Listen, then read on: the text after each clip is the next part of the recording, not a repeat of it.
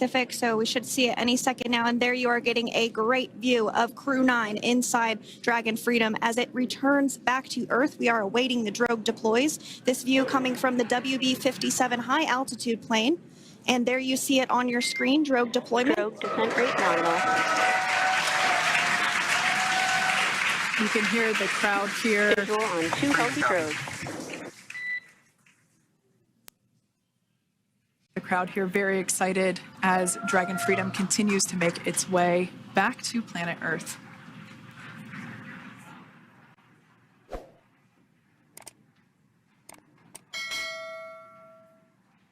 Next up, we'll stand by for the main deployment of the parachutes. The mains are quite a bit larger. You'll be able to notice the difference on your screen once they deploy, and they continue to ensure that the Dragon spacecraft slows down even further. As we mentioned, Freedom will be traveling 16 miles per hour when it splashes down off the coast of Tallahassee, Florida, here at 2:57 p.m. Pacific time this afternoon. And there we go. We have visual on 4 healthy mains. That view was from inside. Freedom copy. That view was from inside one of the buckets where the parachutes are located. So we see a great view there of the reefing on those parachutes. And as those main parachutes begin to inflate fully, 4 beautiful, healthy mains. Now awaiting visuals of Splashdown. Freedom, 1,000. We'll start to hear Commander Nick Hague. Copy, 1,000. As we heard right there, Commander Nick Hague will be calling out the altitude of the Dragon capsule from here on out. Landing in water is simpler and provides more margin against unlikely parachute issues. You can see those parachutes continuing to slow the Dragon capsule down. And if you're just joining us, you're looking at 800 meters. A live view of Crew 9.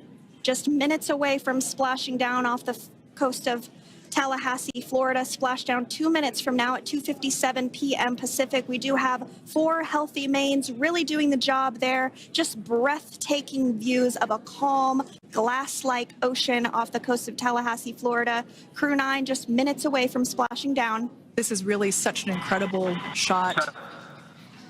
Copy, 600. That was a live view from our recovery vessel, Megan, which is stationed a couple miles away from the splashdown site. We can see the crew there using their restraints as resting places for their arms. They were just in space moments ago, so their arms were able to float freely. 400 meters. This is a gorgeous bluebird day here that we have for the splashdown of Crew 9. It's incredible to think that the Dragon capsule just minutes ago was going over 17,000 miles per hour, and now gently coasting to a soft splashdown. 200. Copy, 200 meters. Brace for splashdown.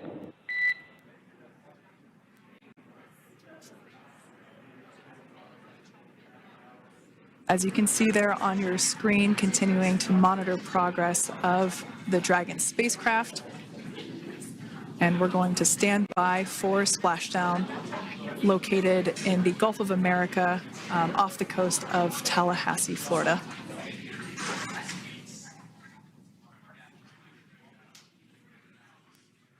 And splashdown, Crew 9 back on Earth.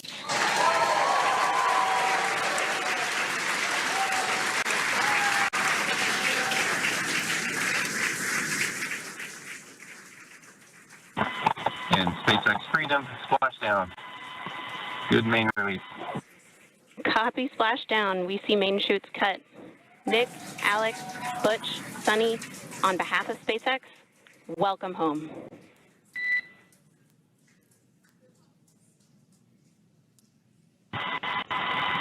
It is an amazing, what a ride. I see a capsule full of grins ear to ear.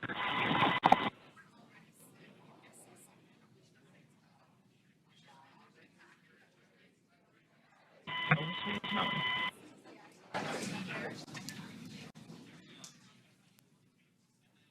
And as you can see on your screen, we have visual confirmation of Splashdown. Dragon Freedom has returned home, and NASA astronauts. System safety verifications are in progress. We'll report back when recovery personnel are en route.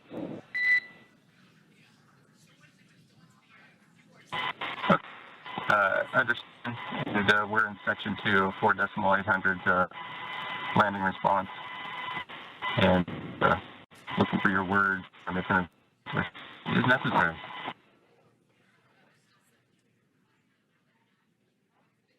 In the distance, we can see the recovery vessel making its way. Copy, you're in section 2 for the environmental assessment in 4.800. That is not necessary today. Understand. Raising advice. So we will continue to have communications between the Corps and Nick Hague, the commander of Crew Dragon Freedom, which just splashed down 2 minutes ago off the coast of Tallahassee, Florida. Dragon Freedom has returned home with NASA astronauts Nick Hague, Sonny Williams, Butch Wilmore, and Roscosmos cosmonaut Alexander Gorbunoff. They're back on Earth after approximately 17 hours of a return journey from space. The SpaceX recovery ship and team have been waiting for Dragon's splashdown, and they will now make their way to the splashdown location. The teams have been ready and waiting about 3 nautical miles away, so it's going to take them about 30 minutes or so to make their way and to SpaceX Freedom. Pretty sure we're in stable 1. Copy, stable 1. We see the same. It's going to take about 30 minutes for the recovery team to make their way over to Nick, Sonny, Butch, and Alexander, who are still seated and secured inside that Dragon spacecraft there on your screen. Incredible views there of that thermal protection system, or TPS. That Dragon capsule was pristine, white color before it departed the station, and we can see how the reentry phase, the thermal protection system did its job. Now, if you're wondering what that hole, that like bucket area is, that is underneath the side hatch. That is where the main parachutes were stored. So when we saw the Dragon capsule docked at station, it looked very different. The panel that protects and covers the main parachutes, that was still intact, as well as the panels that enclose where the drogue parachutes are located. We can see those fast Freedom. boats. SpaceX is go for recovery personnel to approach. Expect personnel alongside in the next few minutes. Freedom copies. We can see those fast boats. We weren't kidding when we said they were fast. While it does take about 30 minutes for the main recovery vessel to make its way over to the capsule, these fast boats will be doing a couple of things simultaneously. A couple of them are going to be working to retrieve the parachutes that you see in the background there of this drone shot.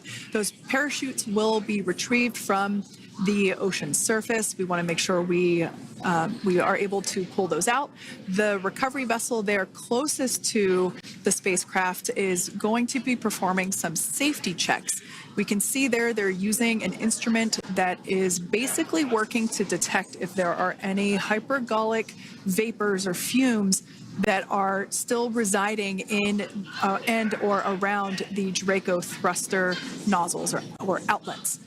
The hypergolic fuel, which is necessary for on-orbit burns to maneuver the spacecraft. Unfortunately, those hypergolics are unable to be breathed. They are toxic, and so this team here is doing those initial safety checks to make sure that it is safe for the rest of the recovery team to approach the spacecraft. They're also checking to make sure that any residuals from the pyros are safe and are not going to cause any issues. We can see the team working their way around the spacecraft to do these basically these sniff tests on all of those Draco thrusters. And as we continue to await the recovery of our Dragon spacecraft with NASA astronauts Nick Hague, Sonny Williams, Butch Wilmore, and Roscosmos cosmonaut Alexander Gorbunoff inside, Dragon has already autonomously completed several steps to safe itself following splashdown. We are continuing to see Dragon in what is known as stable 1 configuration. That's kind of the ideal configuration following splashdown. It's upright, and the Dragon capsule is in the right configuration for it to be hoisted into the recovery vessel Megan, which you do see a little ways off in your screen approaching. Dragon will continue to remain live on air with you through that recovery process, all the way through the point where the crew is extracted from the Dragon spacecraft. Now, if you are just joining us, the mission has gone smoothly so far. Dragon successfully splashed down off the coast of Tallahassee, Florida at 2:57 p.m. Pacific, 5:57 p.m. Eastern Time this afternoon. Approximately 17 hours prior to splashdown, Dragon autonomously undocked from the International Space Station, completed a series of departure burns, jettisoned its trunk section, and performed its final burn, the deorbit burn. This placed the Dragon spacecraft on a trajectory toward Tallahassee, Florida. Dragon successfully re-entered the Earth's atmosphere, followed by deployment of its parachutes to slow the spacecraft down to a gentle splashdown. We're now going to follow the Freedom, hypergol sweeps and unfired ordnance checks are nominal. Rigging is in progress. Approximately 25 minutes until capsule lift. Stand by for PMC with SpaceX flight surgeon.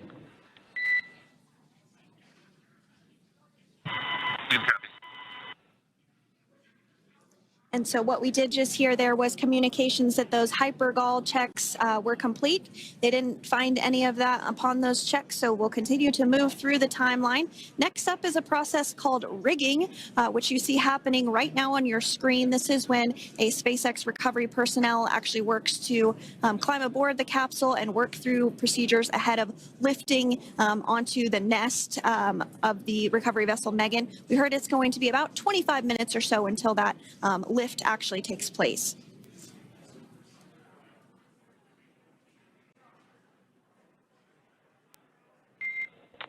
Okay, Freedom, the next call will be from the SpaceX flight surgeon on Dragon and Ground Private. Understand. Thank you. callouts there indicating that the crew will have the opportunity to do a quick check-in with the SpaceX flight surgeon. This is standard procedure for every Dragon spacecraft when it returns to Earth. It's just an initial check-in, make sure everybody is doing okay. They will also have another check-in with the flight surgeon once they are on board that recovery vessel that you see there in the background. We can now see that SpaceX recovery team member they're on top of the Dragon spacecraft. They are going to be working to install plugs in the Draco thrusters to ensure that none of those, and to ensure that no more hypergolic fumes or vapors come out from the spacecraft. They'll also place harnessing around the spacecraft that are required in order to lift it out of the water. Go ahead, Sandra. Continuing to get some views of the recovery personnel, both the main recovery vessel Megan, as well as some of those fast boats that we've discussed previously. It looks like just a beautiful day there out off the coast of Tallahassee, Florida. Weather was pristine. We were able to get undocked from the International Space Station as expected at 10:05 p.m. Pacific time yesterday evening, and Crew Dragon has since completed steps ahead of its splashdown at 2:57 p.m. Pacific, and we're now stepping through procedures to get Dragon hoisted up onto the Megan recovery vessel and get the crew extracted out of the spacecraft. And you did see some of the parachutes that were near the spacecraft. Upon detection of landing, Dragon automatically releases those main parachutes to prevent wind from pulling the spacecraft. Dragon then automatically safes any pyrotechnics that may still be present on the vehicle and may automatically perform additional minor system reconfigurations. The astronauts will remain seated and in their suits at this point, but the onboard air conditioning keeps things temperature controlled inside the spacecraft so the crew remains comfortable, and the communication systems. Freedom, SpaceX, ComCheck.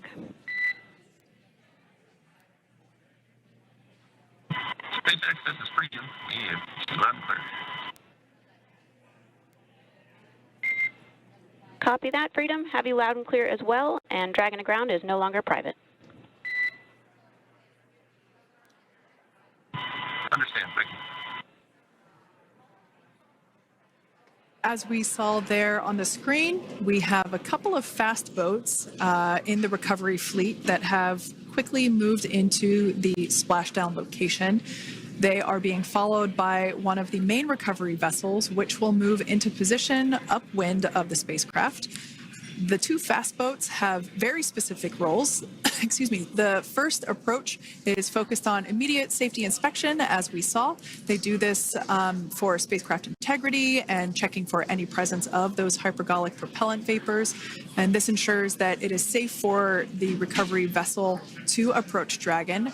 Once Dragon is cleared for full approach, as we heard is the case today, the team begins rigging the spacecraft for water recovery by the recovery ship. The second fast boat is responsible for parachute recovery and also serves as a redundant boat to the first one that makes the initial approach to the Dragon spacecraft. As we saw a little bit earlier, we were also able to see one of the recovery team members get on a jet ski to help gather up the parachutes that were automatically detached from the Dragon spacecraft upon splashdown. And it will take a little over 10 minutes for the recovery crew to complete their safety checks. Once complete, the team will begin preparing Dragon to be lifted. And as you see, they are preparing for that to take place at this point. As part of the preparation for this lift, one member of the recovery team has climbed on top of the spacecraft already so they can attach Dragon's hoist rings and connect to the lifting lines. It will take us less than an hour to raise Dragon to the recovery boat and remove the crew from the spacecraft. After medical checkouts, the crew will return to land within 4 hours by helicopter. And if no additional medical assistance is needed, the crew will board a waiting NASA plane and depart for Houston.